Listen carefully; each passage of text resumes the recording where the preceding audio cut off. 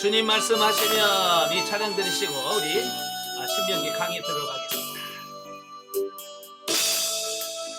주님 말씀하시면 내가 나가리라. 주님 뜻이 아니면 내가 멈춰서리라. 나의 가고 서는 것 주님 뜻에 있으니 주님 나를 이끄소서. 주님 말씀하시면 내가 나가리라. 주님 뜻이 아니면 내가 멈춰서리라. 나의 가고 서는 것 주님 뜻에 있으니 주님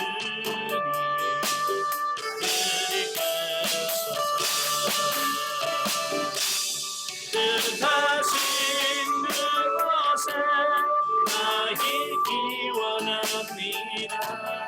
이끄시는 대로 순종하며 살리니 연약한 내 영혼 통하여 일하소서. 주님 나라와 그 뜻을 위하여 뜻하신 그곳에 나 있기 원합니다. 이끄시는 대로 순종하며 살리니 연약한 내 영혼 통하여 일하소서. 주님 나라와 그 뜻을 위하여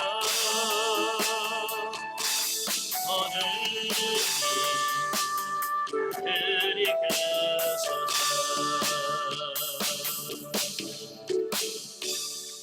아멘. 네, 기도하겠습니다.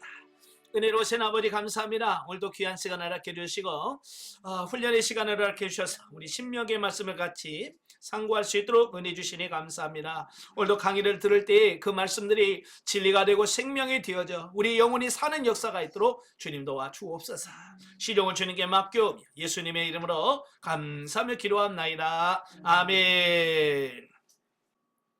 예, 이 시간에는 우리 신명기 교재 202페이지입니다. 202페이지를 보시면 이제 본문 이해가 나오게 되어지는데요. 자, 1장은 출애굽 제2년 시내산 출발 및 가데스 바네아의 사건 회고.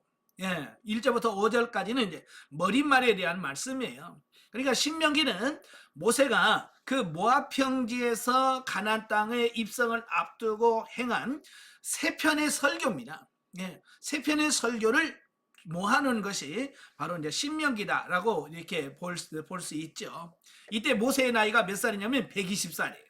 예, 120살이나 된 그 모세가 그 이스라엘 백성들을 모아놓고 너희들이 가나안 땅에 들어가서 지금까지 행한 대로 살지 말고 하나님의 말씀대로 살아라. 그러면 너희가 잘 될 거야 라고 하는 그 마지막 유언과 같은 설교를 하는 내용이 나옵니다. 자, 이때는 출애굽 40년이에요. 출애굽한 지 40년이 되었고요. 그때가 BC 1407년 11월 1일이었습니다. 이때는 그 요단 동편 땅을 루벤 지파와 갓 지파와 므낫세 반 지파에게 이미 분배를 다 마친 이후였다라고 보면 되겠어요. 자, 한편 본문에서 설교의 시기와 장소 등이 아주 구체적으로 언급을 되어 있어요. 예.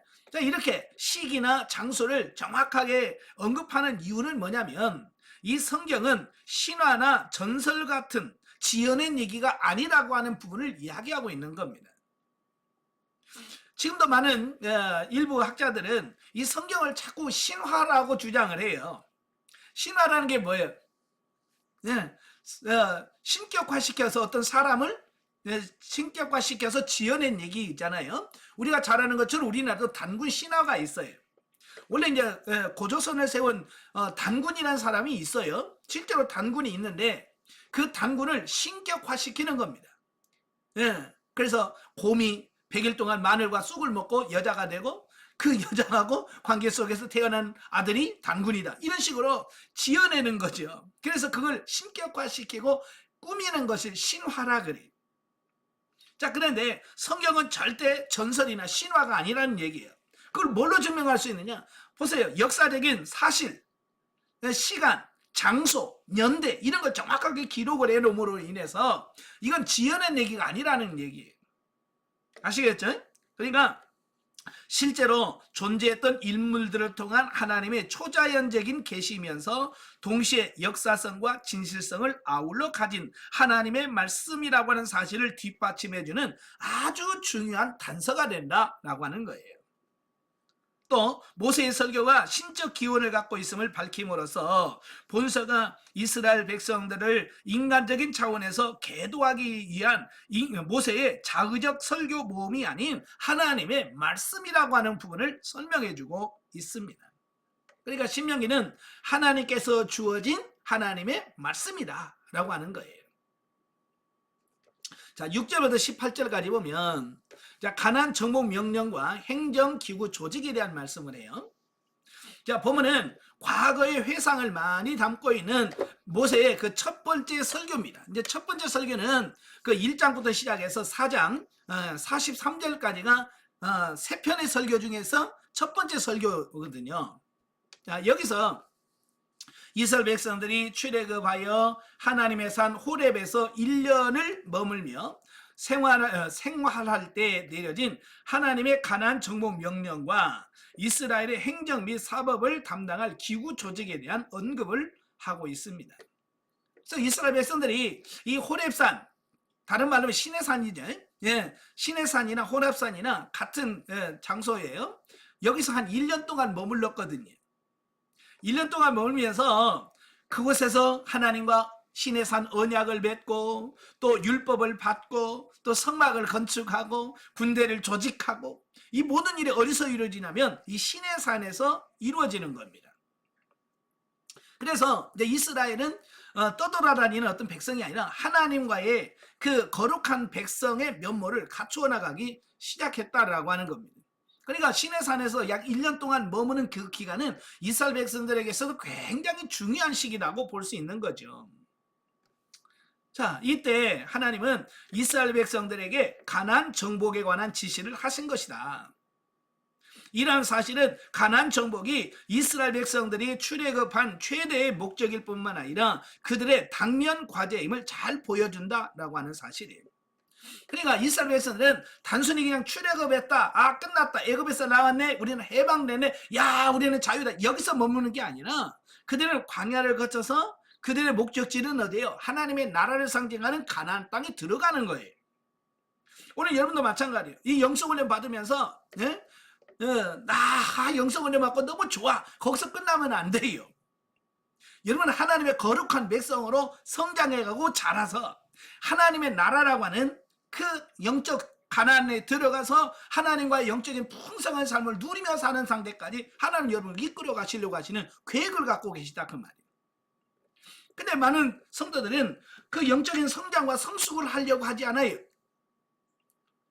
그냥 나 편하면 좋고 그냥 그렇게 나만 편하게 그냥 그렇게 살면 좋다고 생각은 절대 그런 거 아니에요.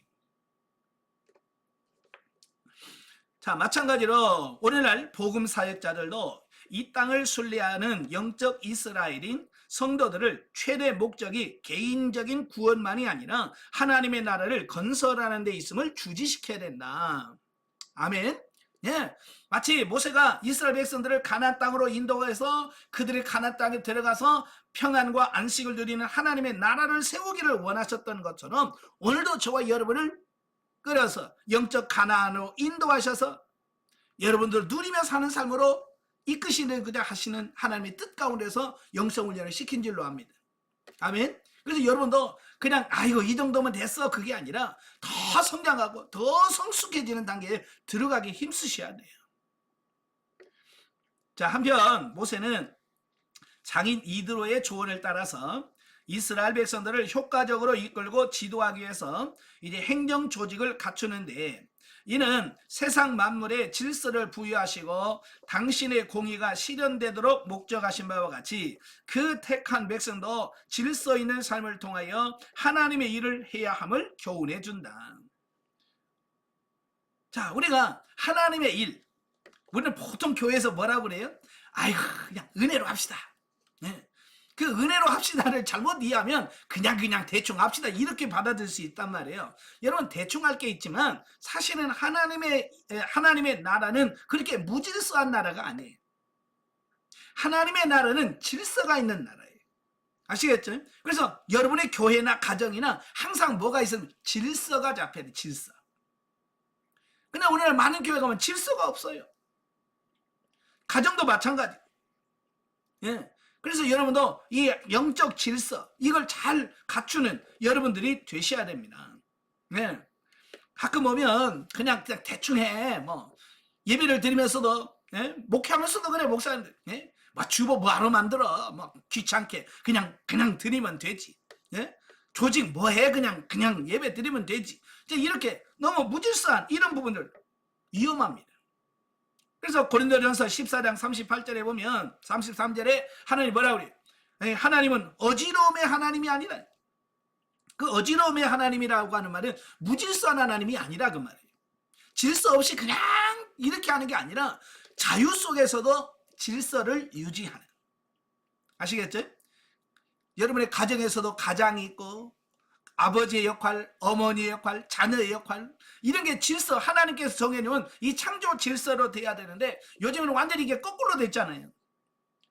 여러분은 아니겠지만 대부분의 요즘 자녀들이 집에서 자녀가 제일 위에 있어요. 그죠? 모든 결정권은 자녀들에게 있어. 이게 하나님이 정해놓은 거꾸로 간다 그 말이에요. 이게 말세가 당하면 일어날 현상 중에 하나예요. 말세는 이런 하나님의 창조 질서가 완전히 뒤바뀌는 거예요.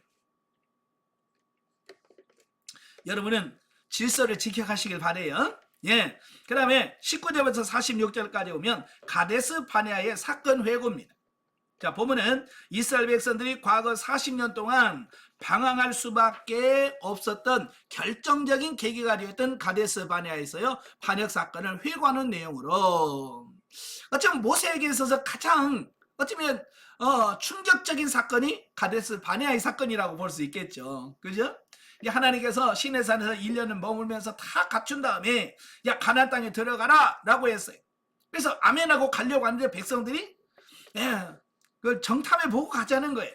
그냥 갈 수 없다는 거예요. 그래서 그들에게 정탐꾼을 보냈다가 그들이 실패하는, 어찌보면 모세에게서 가장 충격적인 사건. 자, 그걸 여기서 회고해야 하고 있는 그런 내용이 나와요.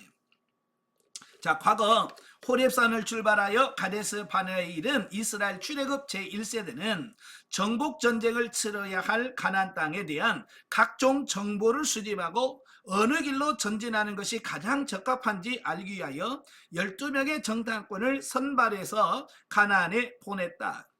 예나 지금이나 이 전쟁에는 제일 중요한 게 뭐냐면 정보예요. 정보. 그래서 요즘에는 정보전쟁이라고 하잖아요. 정보를 누가 많이 갖고 있느냐가 우위를 점할 수 있는 아주 중요한 단서가 되는 거예요. 그래서 지금 미국이라든지 러시아라든지 이런 나라들은요, 어디다가 많이 투자하냐면 이 정보. 그래서 뭐 인공위성 띄우지, 비행기 띄우지, 드론 띄우지. 그래서 계속 그들이 뭐 하냐면 정보를 모집하는 거예요. 왜? 정보가 곧 힘이기 때문에 그런 거예요. 그래서 그들도 12명의 정탐꾼을 보내서 정보를 얻자는 거예요. 이러한 이스라엘 백성들의 행위는 일견 사전에 철저한 준비를 한 것으로 볼 수 있으나 실상은 하나님의 약속과 능력을 믿지 못하고 인간적 수단을 강구한 불신 행위였으며, 더욱이 그 같은 정탐 결과 저들과 백성들이 보인 반응도 문제였다라고 하는 겁니다.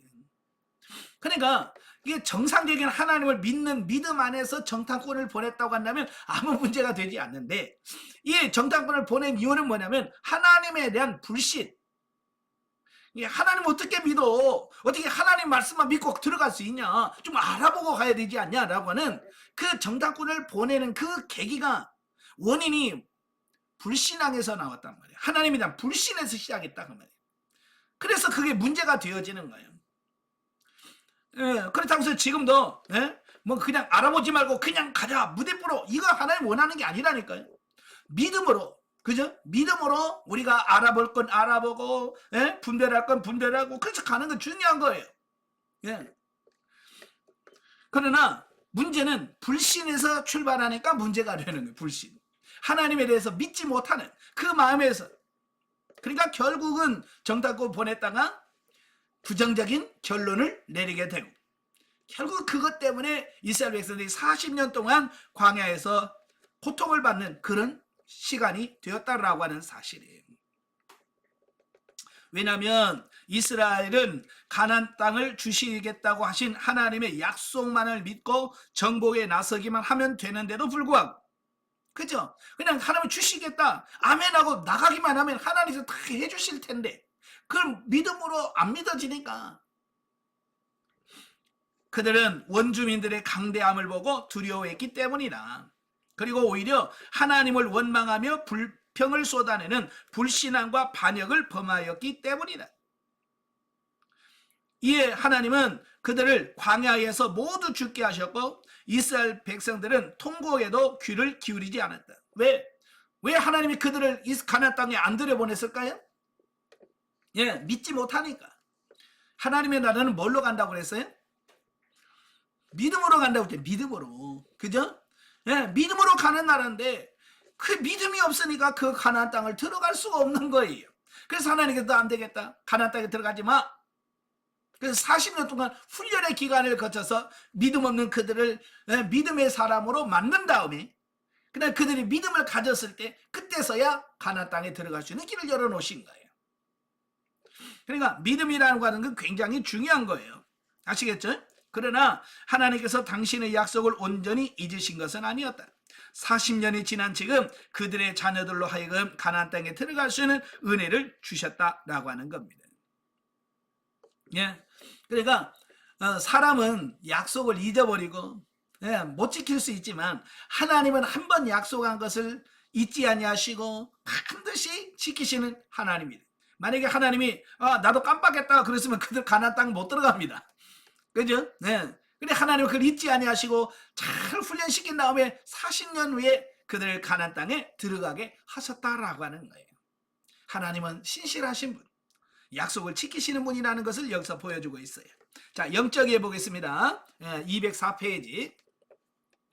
자, 9절부터 18절에서 성도들에게 있어서 진리의 말씀대로 살면 하나님께서 은혜로 역사하시지만, 하나님 앞에서 불법을 행하면 곧 원수마귀의 종로를 하는 것이 된다는 것이다. 제가 서론 때 말씀을 드렸죠. 신명기적 사관이라고 한 게 뭐라고 그랬어요? 신명기 사관은 뭐라고 그랬어요? 하나님의 말씀에 순종하면 형통하고, 하나님 말씀에 불순종하면 징계와 저주가 임한다. 이게 신명기적인 관점에서 역사관이라 그 말입니다. 그래서 이것은 굉장히 중요한 부분이에요. 이것은 오늘날에도 여전히 우리에게 유효한 말씀이에요. 그래서 여러분도 하나님의 말씀에 순종하면 여러분에게 지금 여러분의 삶 속에 복을 주지만, 여러분 말씀에 불순종하면 거기에 따른 하나님의 징계가 있다는 거예요. 어때요? 순종하고 어떻게 터질래요? 아니, 순종하고 복 받을래요? 믿지 않고 그러다가 얻어 터질래요? 물어보나 마나지. IQ 50만 넘어도 뭐가 좋은 건지 다 알 거예요. 또한 본문에서는 이스라엘의 초기 행정제도에 관하여 말씀하고 있는데, 이는 하나님의 나라는 하나님의 공의가 있어서 그것이 집행되는 것임을 보여주고 있다라는 거예요. 자, 2장 보겠습니다. 2장은 가데스 바네아에서 그 모압 평지까지의 여정을 회상하는 내용이 나옵니다. 자, 여기서 가데스 바네아에서 그 12명의 정탐꾼을 보낸 그 사건 속에서 다시 가데스 바네아까지 오기까지가 38년 걸렸고, 이래 이 가데스 바네아에서 모압 평지까지 걸리는 시간은 불과 한 달여 정도밖에 안 걸리는 거예요. 자, 1절부터 8절까지 오면 에돔에 관한 명령을 주셨어요. 에돔이 누구예요? 에돔 족속은 야곱의 형 에서의 후손들을 가리켜서 에돔 족속이다라고 이렇게 말합니다. 예, 그러니까 38년의 광야 생활을 마치고 이제 다시 가데스 바네아에 이르렀을 때 이스라엘 백성들은 다시금 가나안을 향해서 진군할 것을 명령받았는데, 이때는 하나님은 에돔 족속을 공격하지 말고 평화하라고 말씀하셨습니다. 예, 가데스 바네아에서 가나안으로 들어갈 때에 그 에돔 족속의 땅을 지나가는데 그들과 싸우지 말고 평화를 하라는 거예요. 자, 한번 지도를 한번 보면 그랬어요. 자, 지도를 보시면 가데스 바네아가 여기입니다. 예, 가데스 바네아 여기에요. 그래서 여기 바로 들어가면 되는데 여기가 유대 광야거든요. 유대 광야예요. 그래서 요렇게 돌아가면 제일 빠른 길이에요. 그죠? 근데 이 땅을 지나가려면 이 에돔 족속이 있어요. 에돔 족속의 땅을 지나가야 돼요. 자, 그런데 이 에돔 족속의 왕에게 편지를 써서 보내서 우리가 좀 건너가자라고 말하는데 에돔 족속이 못하게 막지요. 예, 그래서 이스라엘 백성들은 이 에돔 족속을 가지 못하고 다시 바다 쪽으로 에시온 개별 쪽으로 내려왔다가 요쪽으로 돌아서 요렇게 들어가도록 길이 변경되는 겁니다. 아시겠죠? 예. 그러면 왜 하나님께서 왜 에돔 족속들을 치지 말고 싸우지 말라고 하시는가라고 하는 게 중요하겠죠. 그죠? 자, 에돔 족속은 에서의 후손으로서 에서가 이스라엘 족 백성들의 선조인 야곱과의 형제였을 뿐만 아니라 하나님께서는 에서에게 긍휼을 베푸셨기 때문이라고 하는 겁니다. 그러니까 왜 치지 말라고 하냐면 에돔 족속은 형제 나라라는 형제 국가. 형제끼리는 싸우지 마라. 자, 그 얘기고요. 그리고 이미 이 신할 평지 이 땅은 하나님께서 에돔 후손들에게 기업으로 주신 땅이에요. 그러니까 하나님께서 그들에게 주신 땅이기 때문에, 기업이기 때문에 하나님께서 주신 것 놔두라는 거예요. 예, 그래서 이것 때문에 이스라엘 백성들은 가나안 땅에 이르기에 가장 적합하고도 빠른 에돔 땅을 우회하여 홍해의 아카바만에 위치한 엘랏과 에시온 개별을 거쳐서 모압 평지에 이르는 길을 택할 수밖에 없었다라고 하는 거예요. 네, 이러한 사실을 통해서 우리가 주는 교훈이 있어요. 첫째, 하나님은 이방인까지라도 당신의 구속사에게 포함시키고 계시다는 점이에요. 자, 이 에돔 족속들은 사실 하나님께서 구원한 하나님의 선민은 아니에요. 어쩌면 유기된 백성이지. 그럼에도 불구하고 하나님은 그들의 기업까지도 책임져 주시고 그들까지도 함께 하시더라, 그 말이에요. 예, 이건 우리가 신앙생활 하면서 하나님은 우리에게만 관심을 갖고 하나님은 우리만 사랑할 거라고 생각하는데 아니에요. 하나님은 우리도 사랑하지만 예수 안 믿는 저 불신자들도 역시 사랑하고 계시다, 그 말이에요. 아시겠죠? 그래서 우리도 기도하면서 그들을 사랑할 수 있는, 하나님이 그들을 사랑하셨던 것처럼 우리도 그들을 사랑하는 법을 배워서 그들을 사랑하려고 힘쓰고 애쓰는 우리가 돼야 돼요. 두 번째로, 아무리 좋은 것이라 할지라도 하나님이 허락하지 않으면 우리의 소유가 될 수 없다는 점이에요. 그러니까 어찌 보면 에돔과 싸워서 이길 수도 있잖아요, 그죠? 예. 그 에돔과 싸워서 이길 수 있어. 근데 하나님은 안 주신단 말이에요. 싸우지 마. 여긴 너의 것이 아니야. 라고 하나님께서 이렇게 경계를 지어준다라는 사실이에요. 그래서 우리도 하면서 보면 그래요. 하나님은 우리를 출세할 수도 있고, 그죠? 여러분에게 막 물질의 복을 주어줄 수도 있죠. 그죠? 그런데 여러분들에게 안 주신단 말이에요. 그죠? 그 이유가 있을 거 아니에요. 그죠? 왜? 내 것이 아니면 하나님께서 안 주셔. 그러니까 욕심내지 말란 말이에요. 너무 욕심내지 말아야 돼. 우리는 너무 욕심을 내. 하나님이 주시지 않았는데 거기에 대해서 막 그냥 욕심을 내. 그래서 욕심 때문에 망하는 거예요. 요즘 세상 사람들이 왜 망합니까? 예, 욕심 때문에 그래요, 욕심. 여러분 절대로 욕심내지 마세요. 아시겠죠? 예, 직장 다니면서도 예, 그냥 주신 걸로만 예, 만족하고 감사해야지. 욕심 때문에 그냥 그 물건 빼내고 불법을 행하고 그러다가 걸려가지고 감옥 가고 이거요. 예, 예수 믿는 사람 해서는 안 될 일들이에요. 아시겠죠? 예, 제가 안양에서 목회하고 있는데 어느 집사님이 저한테 와가지고 목사님 A4 용지 필요하세요? 아니 교회에서 많이 필요하죠. 그러니 제가 갖다 드릴게요. 그래서 아니 어디서 났어요? 우리 사무실에요. 그냥 A4 용지가 빡 쌓였어요. 그냥 가져와도 돼요? 아니 그러시는 게 아니 집사님이래 가지고 그런 말 하는 거야. 그래서 내가 그거 가져오면 안 돼. 우리 교회에서 사서 써야지. 예? 개인 거라면 그저 집사님 자기 본인이 사다 놨다가 이거 쓸모가 없네. 그래서 교회에다 하면 좋겠다. 이러면 얼마든지 받을 수 있지만 아니 직장 사무실에 있는 그 A4 용지를 갖다 준다 말이 됩니까? 이거 안 되는 거예요. 예. 여러분들 절대 그런 생각하지 마세요. 예. 어떤 분은 직장인은 커피 맨날 몇 개씩 갖고 온대. 그래서 요즘 당근에다 판대 그걸.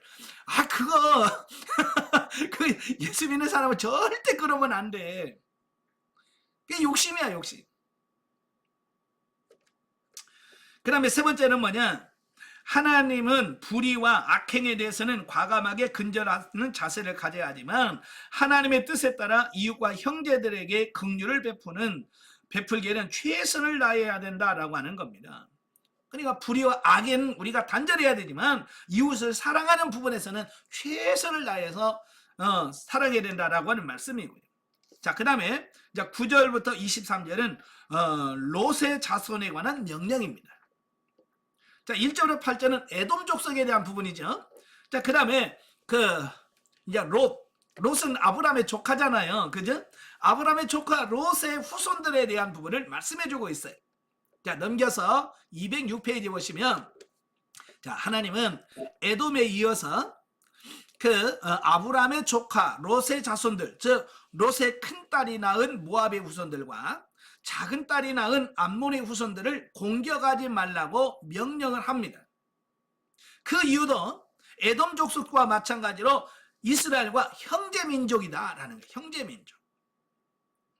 자, 아까 지도를 봤던 것처럼 다시 한번 지도를 보면 바로 에돔 족속이 여기가 있고요. 그 다음에 모압 족속이 여기 모압 족속이고요. 그 위에 암몬 족속들이 여기 삽니다. 예. 예, 이렇게 에돔이 있고 모압이 있고 암몬이 이렇게 자리를 잡고 있어요.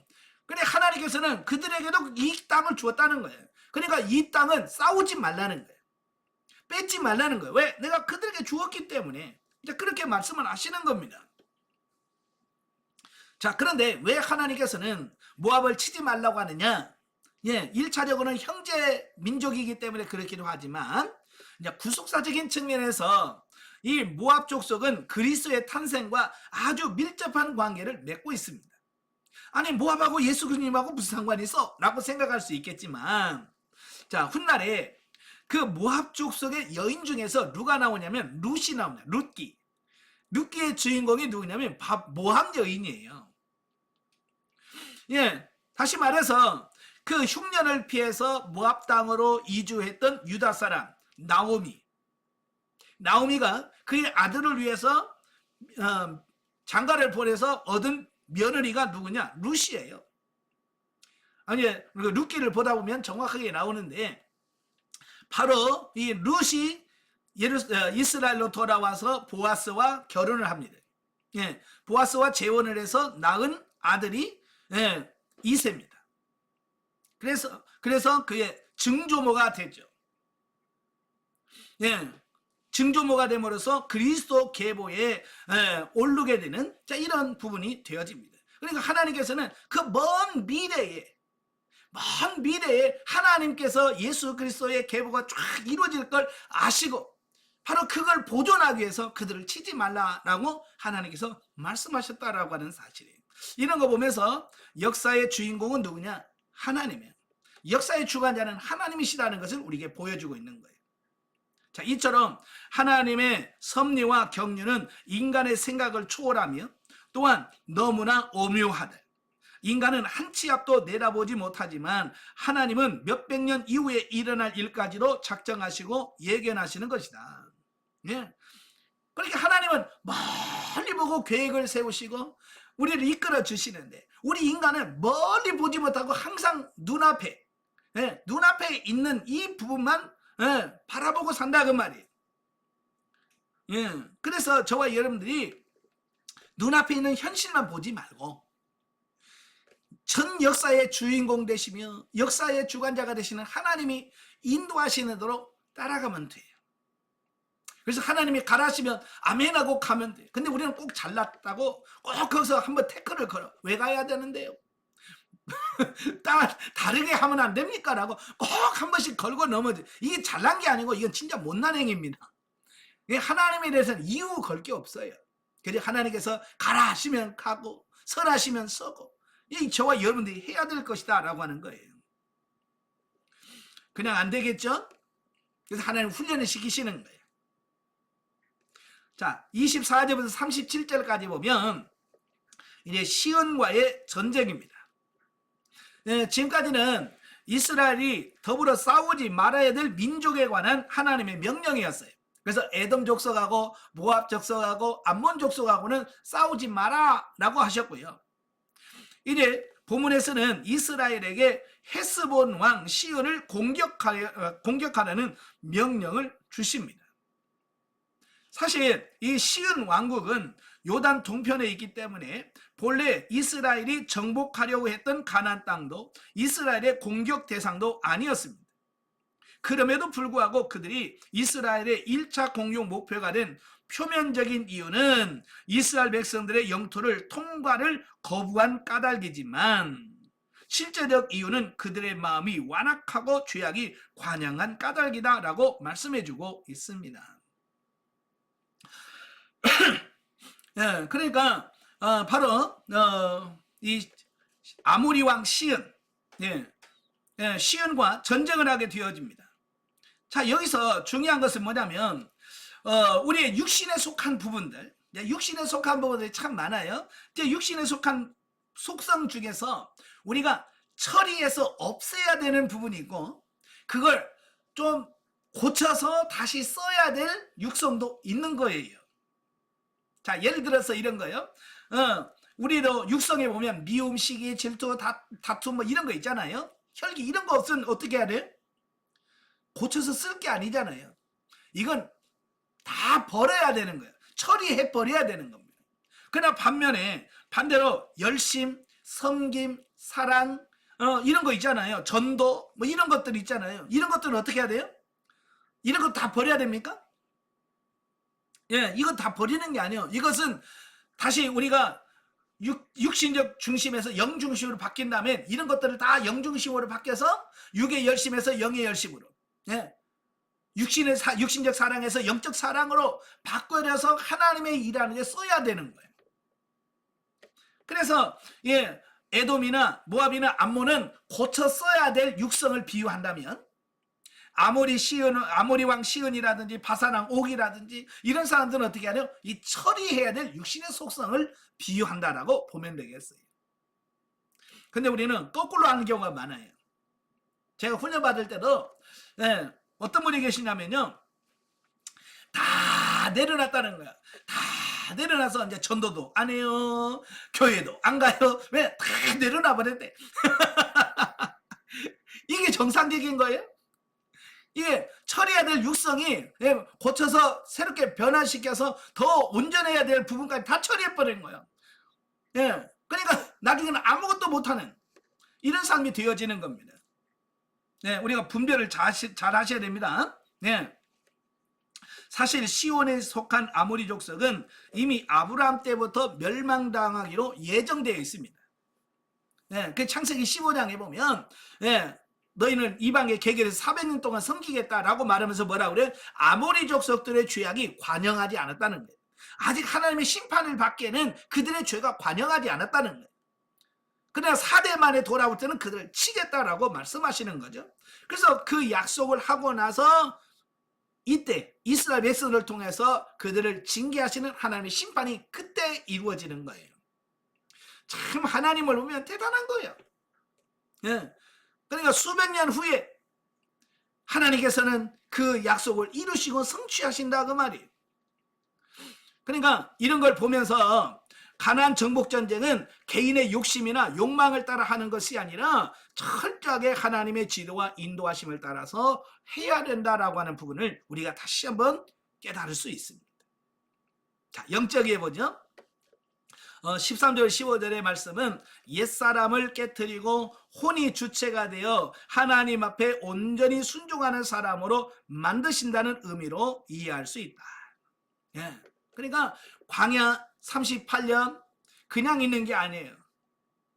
이 38년은 뭐예요? 옛사람을 쳐서 파쇄하고 새 사람이 자라도록 만드는 기간이라는 것을 알게 되어집니다. 그래서 결국 우리가 얼마나 우리 옛사람, 우리 자아를 파쇄하고 얼마나 영중심으로 바뀌냐에 따라서 결국은 뭐예요? 저와 여러분이 얼마만큼의 영중심의 삶이 가능하냐, 이게 결정이 되어진다라고 보시면 되겠어요. 그래서 여러분이 철저하게 육신 옛사람을 십자가에서 처리하고 오직 영중심의 삶을 살아가는 여러분들이 되셔야 됩니다. 아멘. 네. 자, 3장으로 가죠. 자, 요단 동편 정복과 분배 회고에 대한 말씀인데요. 1절부터 11절 바산 왕국의 정복입니다.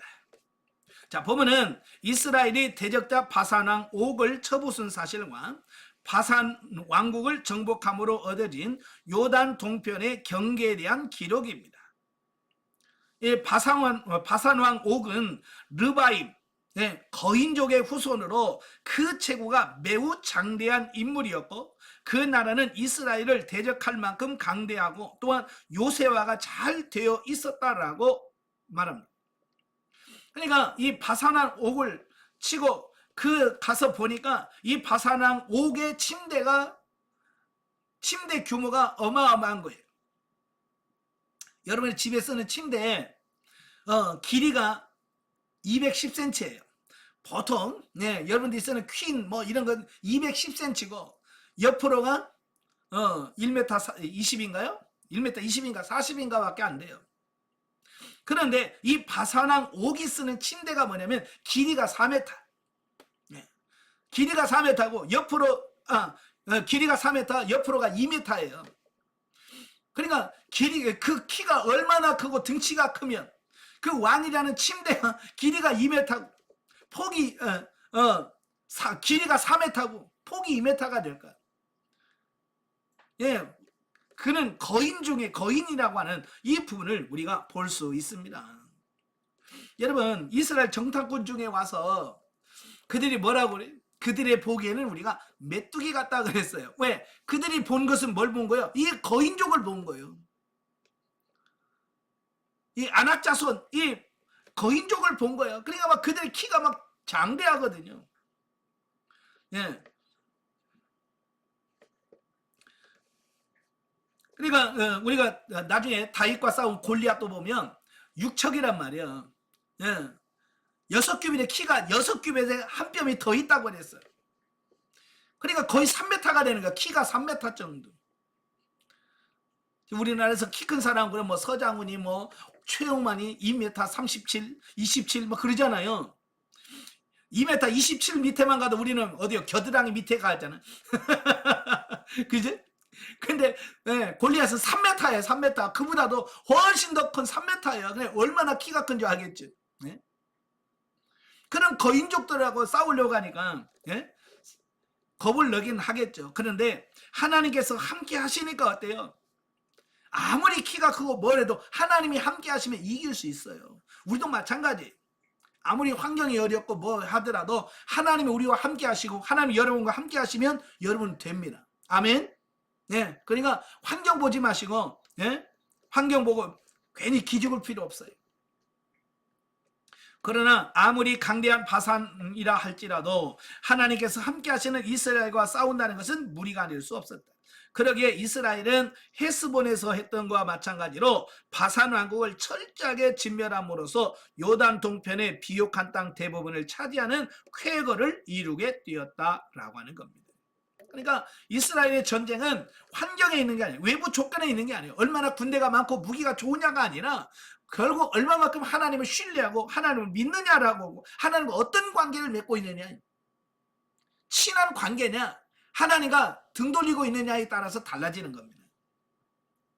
우리도 마찬가지. 우리도 승리할 수 있는 비결은 하나님과 나와의 관계예요. 다윗이 전쟁에 나갈 때 골리앗 앞에 뭐라 그래? 너는 칼과 창과 단창으로 나오지만 나는 만군의 여호와 이름으로 간다. 이게 돌판에 주먹만한 돌 5개 갖고 갔어요. 물매하고. 여러분, 무기가 중요한 게 아니에요. 하나님에 대한 신뢰, 믿음, 신앙, 이게 중요한 거예요. 이 전쟁은 가나안 정복 전쟁의 전초전이라는 점에서 의의를 지녔다. 왜냐하면 이로써 이스라엘 백성들은 장차 정복 전쟁을 치르게 될 가나안 땅에서의 승리를 확신하게 되었고, 가나안의 7족속은 이스라엘을 매우 두렵게 여기게 되었기 때문이다라고 하는 거예요. 그러니까 여기서 이스라엘 백성들은 뭐요? 그들과 싸워 이김을 통해서 야, 우리도 할 수 있네 라는 확신, 이런 걸 갖게 되어지는 거예요. 또 이런 전쟁을 통해서 가나안 그 요단 서편에 있는 그 가나안 7족속들에게는 두려움의 대상이 되는 거예요. 와, 왜?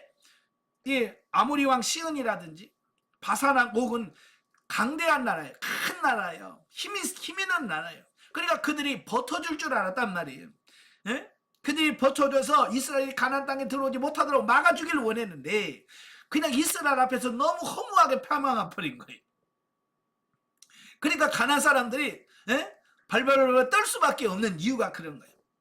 그래서 나중에 이제 정탐꾼을 여리고에 보내잖아요. 기생 나합이 정탐꾼에게 한 말이 있어요. 우리는 간담이 다 녹아버렸다. 너희가 요단강을 건너온다는 소문을 듣고 우리는 이미 간담이 녹아버렸다는 거예요. 그래서 이스라엘 백성들이 여리고에 가도 나올 생각을 못해. 왜? 이미 그들은 간담이 녹아버렸어요. 싸울 의사도 없어요. 왜?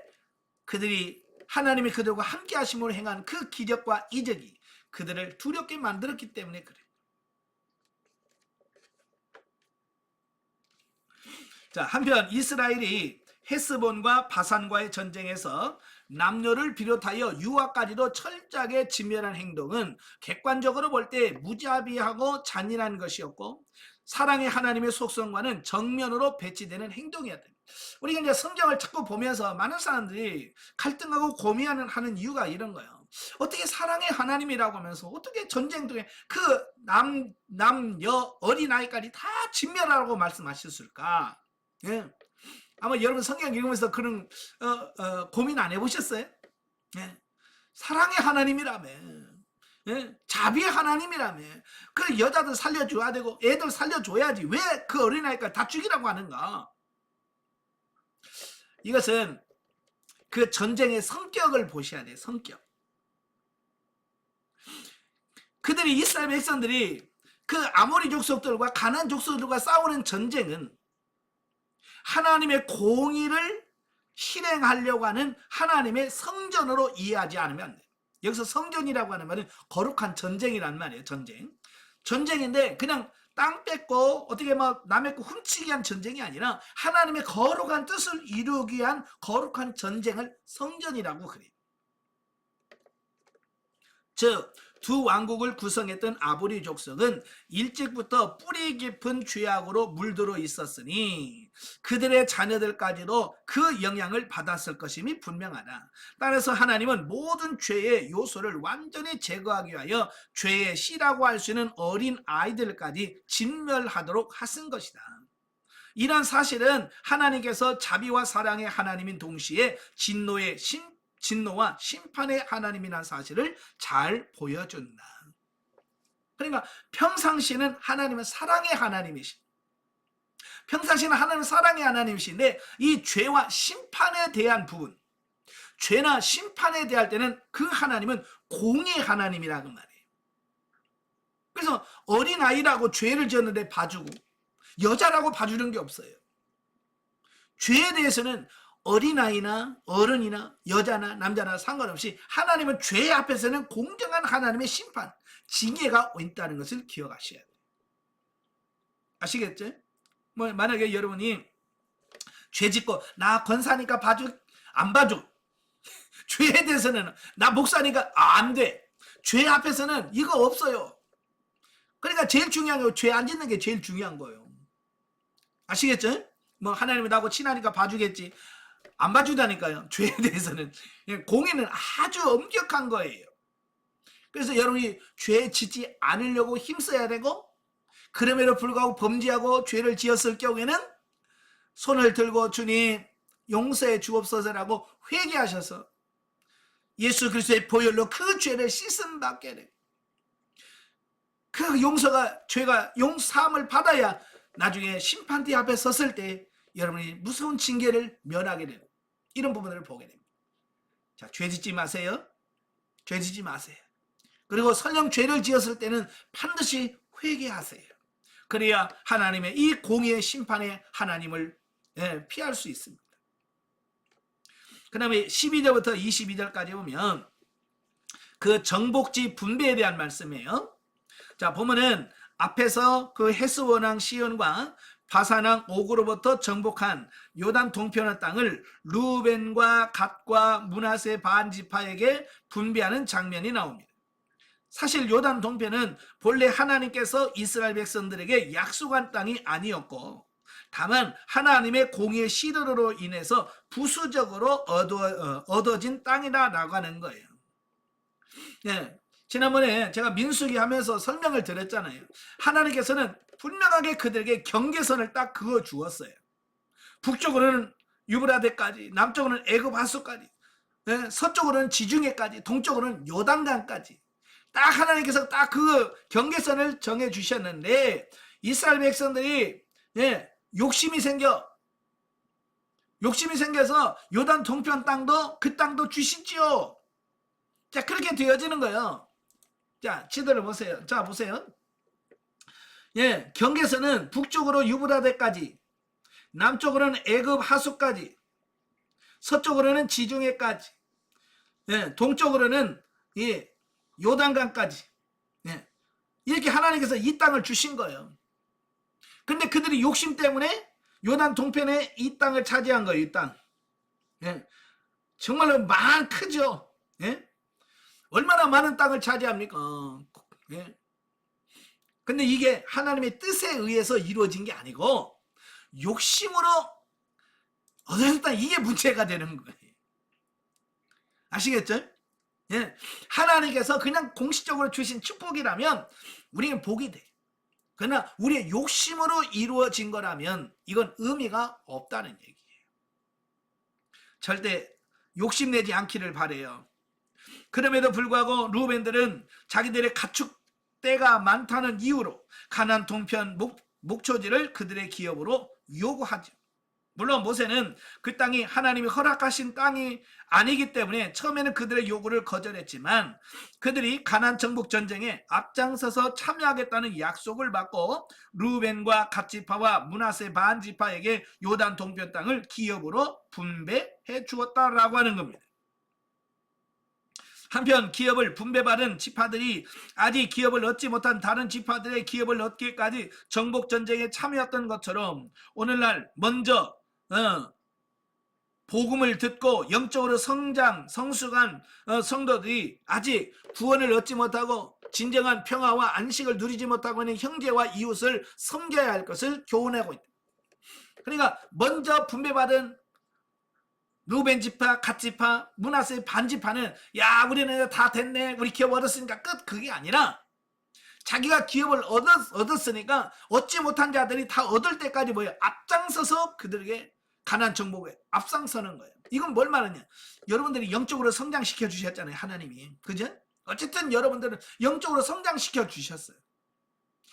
그럼 여러분들은 내가 영적 성장해야 돼, 감사합니다, 좋아만 하지 말고 왜 하나님이 여러분 영적으로 영성 훈련을 통해서 영적으로 세워주셨는지를 이해를 하셔야 돼요. 이제 내가 세워지면 다른 사람들을 세우라. 아멘. 이게 중요한 거예요. 여러분 영적으로 성장해서 여러분이 어느 단계에 성장을 하게 되면 이제 여러분만 누리지 말고 여러분이 맛보고 누린 그것을 다른 사람들에게 전해서 그들의 영혼을 세워가며 그들도 여러분이 누리는 그 영적인 안식을 누려가도록 돕는 그 역할을 해야 된다라고 하는 것을 교훈해 주고 있습니다. 아시겠죠? 그러니까 성장했으면 이제 하나님의 뜻을 이룰 수 있는 이런 삶이 되셔야 됩니다. 자, 23절 29절 보면 모세의 간구입니다. 모세는 이스라엘을 애굽 땅에서 이끌어낸 그 출애굽의 영웅으로서 누구보다도 하나님께 충성했고 백성들을 위하여 헌신한 지도자였다. 따라서 그의 행위로 보자면 가장 우선적으로 가나안 땅에 들어갈 자격이 있는 사람이 누구냐? 모세예요. 그러나 그는 가나안 땅에 들어가지 못하리라고 하는 하나님의 징계를 받게 되잖아요. 왜? 민수기 20장에서 물이 없다고 했을 때 하나님께서 반석을 명하여 물을 내라고 했는데 반석을 쳤어요. 그리고 하나님의 영광을 드러내지 않았습니다. 그 결과로 그가 가나안 땅에 들어가지 못하리라고 하는 징계를 받게 되는 거죠. 대신에 여호수아가 이스라엘을 이끌고 가나안 땅에 들어가리라고 말씀을 하셨습니다. 이 역시 표면적으로는 가데스 바네아 사건 당시 모세가 지도자로서의 하나님의 영광을 드러내지 못했기 때문이라고 말씀하지만 더 중요한 사실, 모세는 하나님으로부터 율법을 받아 이스라엘에게 수요한 자로서 율법의 대표자 내지 율법을 상징하는 인물이 누구냐? 모세예요.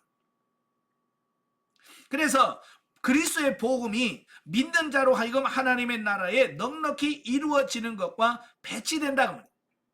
그러니까 율법을 상징하는 모세가 가나안 땅에 들어가면 율법으로도 구원받을 수 있네라고 하는 공식이 성립이 돼버리는 거예요. 그러면 이 구속사와 부딪히게 돼요. 그래서 하나님이 너는 공을 세운 건 맞지만 하나님의 구속사에서는 모세가 가나안 땅에 들어가면 안 돼요. 그래서 모세는 그 공을 세웠지만 가나안 땅에 들어가지 못하고 요단 동편에서 죽음을 맞습니다. 그리고 복음을 상징하는 여호수아가 대신 가나안 땅을 정복하게 되는 이런 부분을 보게 돼요. 이런 원리를 가장 잘 파악한 사람이 누구냐? 사도 바울인 거예요. 이런 영적인 원리를 정확하게 이해하고 파악한 사람이 사도 바울이에요. 그래서 율법으로는 구원받을 수 없다. 율법의 역할이 뭐냐? 몽학선생이다. 예전 성경에는 몽학선생이라고 그랬지. 지금 성경에는 초등교사다 라고 말씀하고요. 율법으로는 구원에 이를 수 없고 율법은 뭐야? 죄를 깨닫고 그리스도 앞으로 인도하는 역할을 한다. 딱 그걸 설명해 주고 있는 겁니다. 우리도 이걸 정확하게 이 원리를 아셔야 돼요. 그래서 모세가 가나안의 입구까지 요단강까지만 딱 인도하고 그는 요단강을 건너지 못하고 하나님으로 부르심을 받게 되어지는 거예요. 자, 4장으로 가죠. 축복과 저주의 기준인 율법에 대한 순종을 촉구하는 내용이 나와요. 자, 1절에서 14절 율법 준수 규정이 나오는데요. 모세가 이제 자신의 첫 번째 설교를 마무리 지으면서 그동안 백성들에게 베풀어 주셨던 하나님의 은혜를 회상하면서 하나님께 대하여 순종할 것을 촉구하고 있습니다. 왜냐? 모세는 그 광야 생활을 보내면서 그가 깨달은 것이 있어요. 그게 뭐냐? 하나님께 순종해야만 사는구나. 자신처럼 불순종하면 이와 같은 징계를 받구나. 이걸 모세는 누구보다도 잘 아는 사람이에요. 그래서 그들에게 너희들 가나안 땅에 들어가고는 절대로 하나님 말씀에 순종해라. 그걸 이야기하고 있는 거예요. 그중 보면은 이스라엘에게 주어진 법도와 규례를 준행하려는 모세의 간절한 권고로서 하나님의 율법을 가감없이 지킬 것과 율법이 이스라엘 백성에게 주어질 당시의 상황에 대하여 기술하고 있다. 특히 모세는 그의 권고를 실행함에 있어서 이스라엘 백성들의 순종치 아니하다가 징벌을 받은 역사적 사건들을 예를 들어주는데요. 바로 어, 그 민수기 25장에 나오는 숫곳에서의 바알보올 사건. 예, 미디안 여인과 모압 여인들이 예, 미인계를 썼잖아요. 거기에 이스라엘 백성들이 빠져가지고 하나님께서 연병으로 죽은 사람은 24,000명이에요. 예, 바로 그 사건을 이야기를 하면서 백성들이 하나님의 율법에 전적으로 순종하고 준행하도록 말씀하고 있는 거예요. 그것은 이스라엘 백성들이 모세의 교훈을 진심으로 받아들여 순종하는 겸손한 마음을 촉구하기 위함이었다라는 거예요. 아무튼 모세의 권고는 인생의 참된 지혜가 바로 하나님의 말씀을 온전히 지켜 행하는 것임을 밝히며 동시에 율법이 인간의 자유를 속박하기 위한 구속률이 아니라 생명을 얻게 하는 생명률임을 밝힌다라고 하는 겁니다. 다시 말해서 인간은 율법 준수를 통하여 참된 지혜를 얻을 뿐만 아니라 또한 그로 말미암아 하나님께서 약속하신 생명의 축복을 누릴 수 있게 되는 것이다 라고 하는 사실이에요. 그러니까 많은 분들도 오늘도 율법 힘들어, 괜히 어렵게 만들어가지고 우리 뭐 힘들게 만들어 라고 하는, 어쩌면 율법을 나를 괴롭히는, 어떤 나를 자유를 속박하고 뭐 우리 힘들게 하는 뭘로 인식을 하는 경우가 있다 그 말이에요. 그런데 하나님은 우리를 구속하려고, 속박하려고 이 말씀을 주신 게, 율법을 주신 게 아니라는 거예요. 바로 저와 여러분들을 구원하고 생명에 이르도록 하시려고 주셨다라고 하는 사실이에요. 그러니까 오늘 우리도 마찬가지예요. 우리가 성경 읽으면서 힘들어, 너무 복잡해 그러지 말고, 그 성경이 나를 구원하시려고 주신 하나님의 말씀이구나. 그래서 그 하나하나에 감사하면서 그 말씀을 어떻게 지킬까? 그죠? 어떻게 이 말씀을 지키고 살까 고민하면서 가는 여러분들이 되셔야 된다 그 말이에요. 자, 15절부터 40절까지 오면 우상숭배의 경고예요. 자, 하나님께서 제일 싫어하는 게 뭐라고 그랬어요? 벌써 다 말씀드렸잖아요. 하나님이 제일 싫어하는 게 우상숭배하는 거, 우상숭배하는 거. 그래서 보면은 하나님의 형상을 아무도 보지 못했다는 서언으로 시작해서 사람과 동물과 기타 무슨 생물의 형상이든지 만들어 섬기지 말라고 명령을 하고 있습니다. 자, 하나님은요 한 번도 자기의 형상을 보여주신 적이 없어. 그러니까 하나님이 어떻게 생겼는지는 아무도 몰라요. 심지어 모세가 뭐라 그래요? 하나님의 영광을 보여주세요. 그 영광은 뭐예요? 하나님의 얼굴 좀 보고 싶다는 거예요. 하나님의 영광을 보고 싶다고 모세가 간청을 합니다. 그러니까 하나님 뭐라고 그래? 내 영광을 보고 살 자가 없다. 그래서 영광을 보여주지 못하고 내 등만 살짝 보여줄게. 그래서 모세를 바위 틈에 숨기고 손으로 덮고 있다가 등만 살짝 보여줬잖아요. 그러니까 사실은 하나님이 어떤 모양인지 몰라요. 그럼 왜 하나님께서, 분명히 하나님도 모양이 있을 텐데 왜 안 보여줬을까? 우리 사람의 속성을 너무나도 잘 알기 때문에 그런 거예요. 만약에 모세가 하나님을 봤더니 무엇과 같더라 라고 했으면 틀림없이 사람들은 그거 그렇게 생겼어 또 모양을 막 만들어낼 거예요. 그냥 사람의 속성들이 있고 그런 거예요. 뭔가 막 만들어가지고 하나님처럼 비슷하게 뭐 만들어서 이게 하나님이야 라고 하고 싶은 게 인간의 속성인 거예요. 그래서 하나님은 그 속성을 너무너무 잘한 거예요. 그래서 하나님은 인간에게 어떤 형상으로든지 보여주지 않으셨어요. 그리고 하나님의 임재를 상징할 때, 하나님이 여기 있다라고 해서 보여주려고 할 때는 뭘로 보여주냐면 구름으로 보였어요. 구름. 그래서 구름도 계속 움직이는 거예요. 일정한 형상이 없는 거예요. 계속 움직이는 거예요. 바뀌는 거예요. 그러니까 하나님은 구름으로 임하긴 했는데 모양이 없잖아요. 모양이. 그렇죠? 솜사탕 만들어 놓고 이게 하나님이야 그럴 수는 없잖아요. 그죠? 그러니까 하나님께서는 어떤 특정한 형상을 만들어 주지 않으셨어요. 우리의 속성을 너무나 잘 알기 때문에. 그래서 어떤 형상들 만들지 말라는 거예요. 땅 위에 있는 것이든지 바다 속에 있는 것이든지 하늘에 있는 것든지 어떤 형상들을 만들지 말라. 또 자연을 숭배하지 말라라고 명령을 하시요. 그리고 우상 숭배의 결과와 오직 하나님만 잘 섬기라는 모세의 촉구를 촉구하고 있는데요.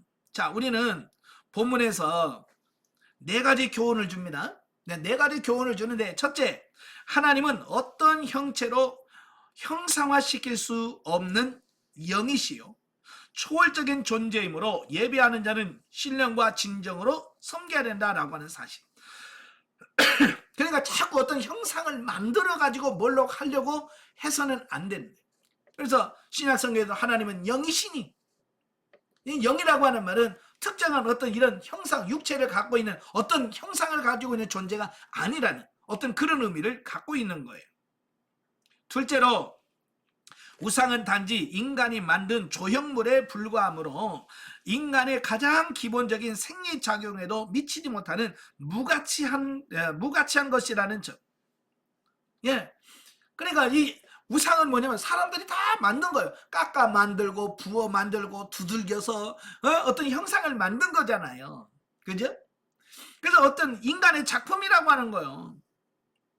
그리고 어떤 형상을 만들어 놔도 이게 생리작용도 못해.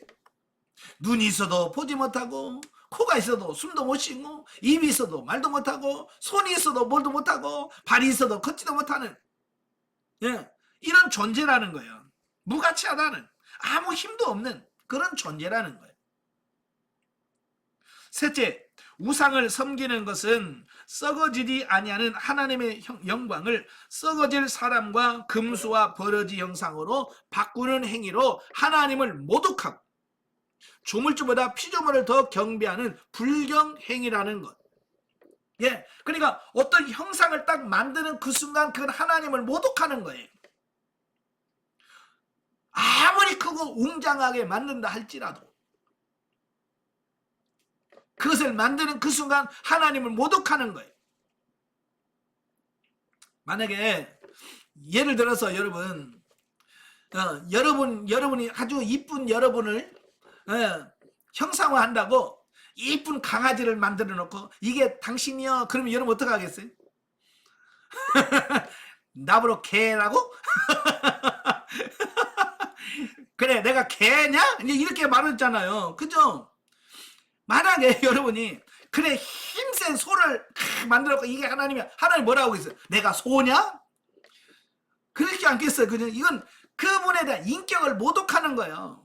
그러니까 어떤 형상을 만드는 그 순간 하나님을 욕되게 하는 거고 하나님의 영광을 가리우는 거예요. 그러니까 뭐 금으로 만드느냐 다이아몬드만 그 의미가 없어. 그 만드는 그 자체가 뭐냐? 불경죄예요. 그래서 하나님은 어떤 형상들을 만들지 말라. 아멘. 예. 그 다음에 네 번째로 우상숭배는 결국 하나님의 징계를 면치 못한다는 교훈을 주며 우상숭배가 그 어떤 윤리, 계명보다도 더 중요한 것으로 바로 하나님의 영광과 직결되기 때문이다라고 하는 사실이에요. 예. 그래서 우상숭배는 하나님과 직접 하나님의 존재 자체를 거부하고 하나님의 영광을 밀어내는 어떤 그런 부분과 연관되기 때문에 하나님 앞에서 가장 큰 죄는 우상숭배다라고 볼 수 있습니다. 자, 물론 우상 그러면 우리는 어떤 형상 또 형체를 생각하기 쉬워요, 그죠? 예, 뭐 부처나 이런 것좀 돌로 만드는 뭐를 만들어는 안 해요. 그냥 오늘날의 우상은 눈에 보이는 우상도 있지만 눈에 보이진 않지만 하나님보다 더 사랑하는 그것들, 그게 바로 우상이라고 하는 거예요. 남편을 사랑하고 존경해야 되죠. 그러나 하나님보다 위에다 남편을 두는 순간 남편은 우상이 돼요. 자녀를 사랑해야 되고 아내를 사랑해야 되지만 하나님보다 위에다 두는 순간 우상이 돼요. 그리고 내가 취미를 가져. 예, 취미생활 해야 되죠. 그죠? 그러나 그 취미가 취미생활로 인하여 하나님의 관계가 무너진다면 그 취미생활도 역시 우상이에요. 요즘에는 뭐 애완견, 뭐 반려묘, 반려견 있잖아요. 이 강아지들도 예, 사랑하세요. 이뻐해요. 그러나 그것 때문에 강아지 때문에 내가 기도 못한다. 고양이 때문에 내가 기도 못한다. 예? 그러면 문제가 돼. 제가 아는 권사님은 고양이를 기르는데 이 고양이 때문에 예배 시간에도 고양이 그 고양이 때문에 예배를 잘 못 드리는 거예요. 예배 시간에도 이렇게 그 핸드폰을 그 핸드폰으로 집에 있는 그거 확인하니라고. 그래서 오전 예배만 두고 홀라당까 왜 가서 고양이 밥 줘야 되는데. 그래서 그건 이미 반려묘를 넘어선 거다. 그건. 네. 내가 영적인 생활을 하는데 지장을 받으면 이미 그건 우상이 돼버린 거예요. 그래서 하나님보다 더 사랑하는 그 어떤 것이 있다면 다 그게 뭐냐? 우상이래. 아시겠죠? 예. 그 다음에 41절 43절이면 요단 동편의 새 도피성. 자, 보면은 도피성의 위치, 도피성의 지정 목적, 또 도피성의 이름 등에 대한 말씀인데요. 아마도 요단 동편 땅을 루벤과 갓과 므낫세 반지파에게 분배한 직후에 하나님의 명령에 따라서 세 지파의 기업 중앙에다가 도피성을 지정하여 부지 중에 살인한 자가 그것으로 피하여 목숨을 부지할 수 있도록 만드셨다라는 사실이에요. 자, 도피성 제도는 인과응보적 율법의 규례를 초월하여 하나님의 자비와 긍휼에 비롯된 구원 제도이며, 이는 죄와 허물로 인하여 하나님의 진노를 받아 죽을 수밖에 없는 인간에게 영원한 피난처와 안식처가 되어주시는 예수 그리스도를 예표한다. 예. 자, 계속해서 민수기에서부터 말씀을 드렸기 때문에 더 이상 말씀을 하지 않겠지만, 이 도피성은 바로 우리를 구원하실 예수 그리스도를 예표하는 아주 중요한 부분이다라고 하는 거 꼭 기억하시기 바라겠고, 자, 44절부터 49절에 보면 제2 설교에서 보면은 모세의 두 번째 설교의 서원으로서 이스라엘 백성들이 요단 동편 아모리의 두 왕, 곧 헤스본 왕 시온과 바산 왕 옥과 싸워 승리한 후 가나안 땅이 마주 바라다 보이는 벳부을 맞은편 골짜기에서 행해졌다. 이런 사실은 모세의 두 번째 설교 역시 어느 작가가 지어낸 우화나 신화가 아니라 역사적인 사실에 대한 기술임을 잘 보여준다. 예. 그러니까 앞전까지는 첫 번째 세 편의 설교 중에서 첫 번째 설교의 내용이고, 바로 44절 4절뿐이냐 두 번째 설교의 서론적인 부분이다라고 보시면 되겠습니다.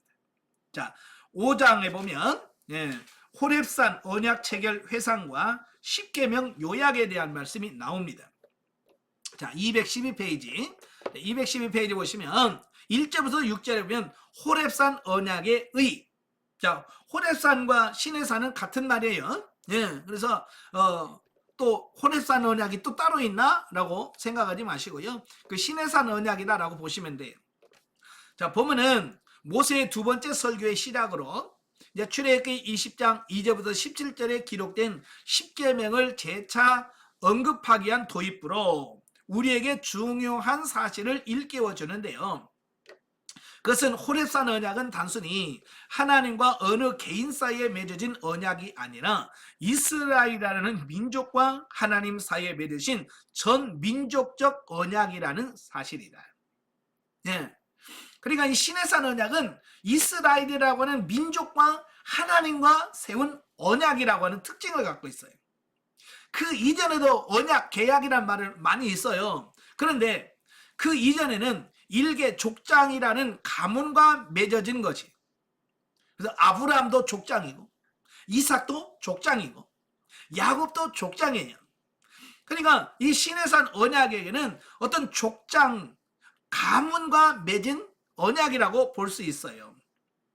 따라서 그러한 언약은 그 후손에게만 계승되거나 아니면 당대에 그치고 말았다. 그러나 이 호렙산 언약은 개인만이 아니라 한 민족으로서의 이스라엘과 맺어진 언약으로 당시에 모압 평지에 모인 이스라엘 백성들뿐만 아니라 이후에 모든 이스라엘 백성들과 그리스도의 구속 사역으로 구원함을 입은 오늘날의 성도들에게까지도 영향을 미친다라는 사실이에요.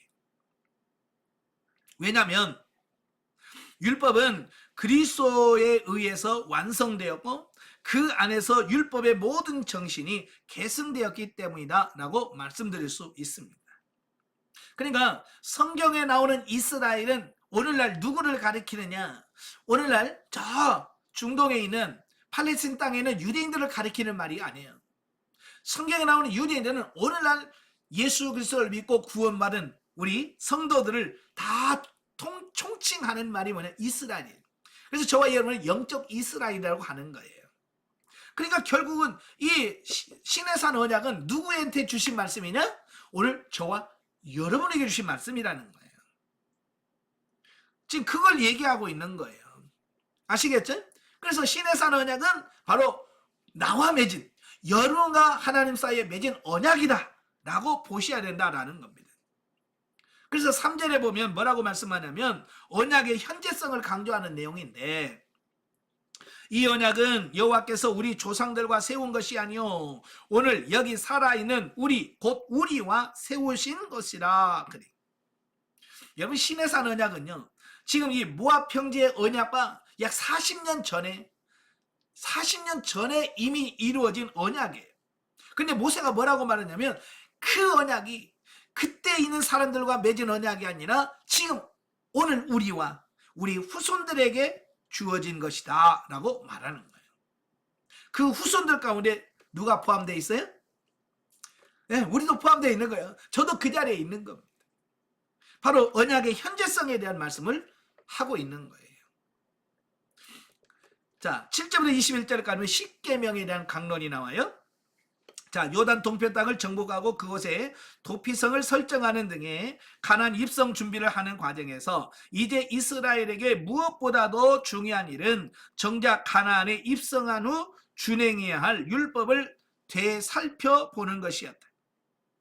그래서 모세는 모든 율법의 근간인 십계명에 대하여 강론을 다시 하고 있는 겁니다. 그러니까 십계명은 하나님께서 주신 모든 율법의 가장 기본이고 중요한 근간이에요.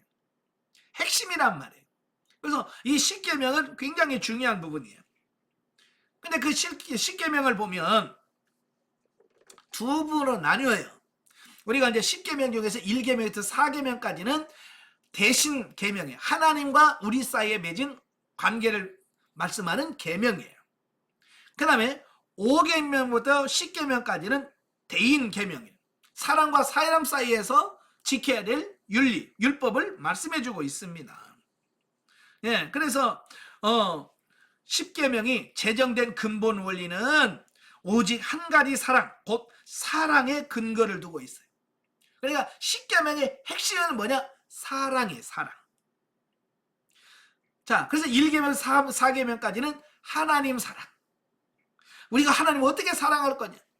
그 다음 5계명부터 10계명까지는 사람을 어떻게 사랑할 거냐라고 하는 부분인 거예요. 그래서 예수님께 율법사가 묻잖아요. 율법 중에, 계명 중에 어떤 계명이 제일 큽니까? 그러니까 예수님께서 뭐라고 그래요? 너는 마음을 다하고 뜻을 다하고 하나님을 사랑해라. 그리고 내가 너희를 사랑한 것 같이 너희도 서로 사랑해라. 이것이 율법의 핵심이요, 선지자의 강령입니다. 성경 전체가 말하려고 하는 핵심이 뭐냐? 사랑이란 말이에요. 어떤 사랑? 하나님 사랑, 이웃 사랑. 이게 십계명의 핵심이 그건 거예요.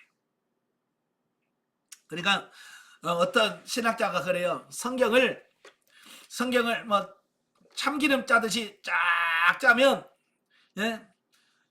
하나님 사랑과 이웃 사랑이라는 게 나온대. 근데 그걸 또 꽉 짜면 사랑이라는 글자로 성경 66권이 딱 응집이 된대. 그래서 성경 전체는 사랑에 대한 이야기를 하고 있어요. 자, 즉 마음과 목숨과 뜻을 다하여 하나님을 사랑하는 것이 크고 첫째 되는 계명이요, 이웃을 내 몸과 같이 사랑하는 것이 둘째 계명인 것이다. 물론 이웃에 대한 사랑 역시 하나님에 대한 사랑의 신앙의 반영이라는 측면에서 볼 때 십계명은 결국 하나님을 향한 사랑을 표현한 것이라고 할 수 있다라는 거예요. 네. 그러니까 우리는 하나님 사랑, 이웃 사랑 그러니까 이게 또 나누어져 있구나. 네. 하나님 사랑과 이웃 사랑하고 이것도 나누어져 있는 걸로 생각하는데 이게 나누어져 있는 것이 아니라 이것도 또 결국은 하나예요. 아시겠죠? 그래서 이걸 우리 자꾸 이게 떼놓으려고 그래. 그래서 가끔 보면 그래. 나는 하나님한테만 잘하면 돼. 그렇게 말한다고 말이에요. 근데 하나님한테 잘하려면 뭘 잘해야 돼요? 사람한테 잘해야 돼요. 이게 중요한 거예요. 예, 하나님만 사랑할 수 있는 게 아니고 하나님을 사랑하기 위해서는 그 전에 이미 인간, 대인관계에서 사랑하는 이게 없으면 결국 하나님의 사랑이 이루어질 수 없다는 얘기. 그게 요한일서 4장 20절에 나오는 거예요. 너희가 보이는 형제를 사랑하지 못하면서 어떻게 보이지 않는 하나님을 사랑할 수 있다고 했냐. 이거 거짓말이라는 거예요. 아시겠죠? 그래서 여러분들은 하나님 사랑하기 전에 먼저 사람부터 사랑하려고 노력하셔야 돼요. 예, 그래서 여러분이 대인관계에서 생명단계에 들어가서 정말 원수까지도 사랑하고, 예, 미워하는 자들까지 사랑할 수 있는 단계까지 가야 그때부터 뭐가 되냐? 그때부터 이제 하나님 사랑이 되어진 그때부터. 근데 우리는 하나님 사랑하고 하나님만 사랑하고 이 사람을 사랑하려고 하지 않기 때문에 우리가 진정으로 하나님을 사랑할 수 없게 되어져. 잘 깨달으세요. 예. 그래서 여러분 집에서부터 왼수를 사랑하려고 노력하십시오. 왼수가 어디 있다고 그랬어요? 저는 여러분 집안 식구니라 그랬잖아. 그 왼수부터 사랑하십시오. 같이 입을 덮고 자는 그 인간부터 사랑하십시오. 네, 거기서부터 출발하는 거예요. 그러면 하나님도 사랑할 수 있게 되어져요. 자, 한편 본문이 나타난 십계명과 출애굽기 20장 3절 17절에 나타난 십계명 사이에는 제4계명과 십계명의 약간의 내용 차이는 있지만 그것은 두 기록 간의 모순을 보여주는 것이 아니라 대신 하나님의 말씀을 그 근본 취지가 변해서는 안 되지만 그 적용에 있어서는 시대와 상황에 따라서 재해석되어야 된다는 것을 말씀해주고 있고 성경 해석이 문자적으로만 고찰되어서는 안 된다는 것을 교훈해주고 있다라고 하는 겁니다. 그러니까 사람들은 자꾸 문자, 자구 여기다가 자꾸 관심을 갖는데 그게 중요한 게 아니라 거기서 뭘 말씀하시려고 하는가. 예, 하나님 이걸 통해서 뭘 말씀하시려고 하는지를 알아야 돼요. 그 다음에 22절부터 33절까지 모세의 중재사역입니다.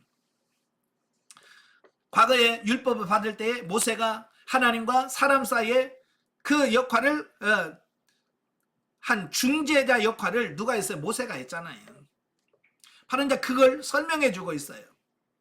이스라엘 백성들이 모세에게 하나님과 자신들 사이에 중보자가 되어줄 것을 요청하는 장면이 나옵니다. 처음에는요 하나님이 직접 이스라엘 백성들에게 말씀을 했어요. 네, 시내산에서 백성들을 모아놓고 하나님이 직접 이스라엘 백성들에게 하나님의 말씀을 선포했어요. 좋았겠어요? 안 좋았겠어요? 좋았겠어요? 안 좋았겠어요? 자, 좋았겠다 손 들어봐요. 예, 안 좋았겠다 손 들어봐요. 예, 여러분은 하나님의 음성 듣는 게 소원이잖아요. 그죠? 얼마나 좋을까. 근데 이스라엘 백성들은 땡 싫었어. 그래서 모세가 가지고 우리가 하나님 말씀 들었더니 죽겠다. 예, 사실 그런 죄인이 하나님 음성 들으면 죽겠는 거예요. 견딜 수가 없는 거예요. 그래서 그들이 죄인이 하나님 음성 들으니까 미치겠는 거예요. 죽겠는 거예요. 그래서 모세가 가지고 제발 우리 하나님 말씀 못 듣게 해. 그냥 네가 듣고 와서 당신이 하나님 말씀 듣고 와서 그냥 해줘라. 그럼 우리가 그게 당신의 말을 하나님 말씀을 알아듣고 그냥 순종하겠다라고 얘기하는 거예요. 이게 이스라엘 백성들의 큰 실수였어요. 차라리 그때 막 듣는데 죽겠어도 그걸 아멘으로 받고 참았어야. 그들이 하나님의 음성을 직접 들어야 그들이 범죄하지 않고 타락하지 않고 지킬 건데. 모세를 중재자로 세워서 간접적으로 듣다 보니까 이게 직접 하나님 말씀 듣는 거하고 간접적으로 듣는 거하고도 차이가 있잖아요. 그죠? 그러다 보니까 이스라엘 백성들이 자꾸 하나님과 멀어져. 왜? 직접 하나님의 음성을 듣지 않냐고 간접적으로 듣다 보니까 그런 거예요. 여러분들은 이 훈련을 통해서 하나님의 음성을 직접 들으시길 바래요. 아시겠죠? 하나님의 음성을 직접 들어야 정말로 여러분의 영혼이 각성해서 아, 이렇게 살아야 되는구나. 그러니까 설교를 통해서 하나님의 음성을 듣는 것과 여러분이 직접 영으로 하나님의 음성을 듣는 것 차이가 있습니다. 직접 들으셔야 돼요. 그런데 모세가 호렙산에서 율법을 받을 당시에 자신이 중재 역할한 사실을 재언급한 이유는 첫째, 지금 자신이 백성들에게 전하는 율법이 신적 권위가 부여된 하나님의 말씀이라는 거예요. 두 번째로 백성들로 하여금 그 율법에 대하여 자발적으로 순종하도록 촉구하기 위함이다라는 사실이에요. 예, 그러니까 너희들이 내가 전한 말씀을 하나님의 말씀대로 받아서 순종하겠다고 했으니까 그 말씀을 지키라는 거예요. 그렇게 하라는 거예요. 그러면 너에게 복이 될 거라고 하는 거예요. 그리고 억지로 하지 말고 자발적으로 감사함으로 그 일을 하나님 말씀에 순종해라 라고 말씀해주고 있는 겁니다. 여러분도 기쁜 마음을 가지고 하나님의 말씀을 듣고 순종해 가시는 여러분 되시길 바랍니다. 기도하겠습니다. 은혜로우신 아버지 감사합니다. 오늘도 귀한 말씀을 주셔서 감사합니다. 신명기 말씀을 통해서 우리 자신들이 이스라엘 백성들이 실패했던 그런 삶을 살지 않게 하시고 온전히 주 안에서 승리하는 우리가 다 될 수 있도록 주님 도와 주시옵소서. 하나님 말씀에 순종할 때 우리의 길이 형통하며 하나님의 뜻대로 살 때에 우리에게 복이 된다는 것을 꼭 기억하게 하시고 철저하게 우리 자신이 변화되어서 하나님의 말씀대로 사는 우리들이 다 되어지게 하옵소서. 예수님의 이름으로 감사하며 기도합나이다. 아멘. 하나님 감사드립니다.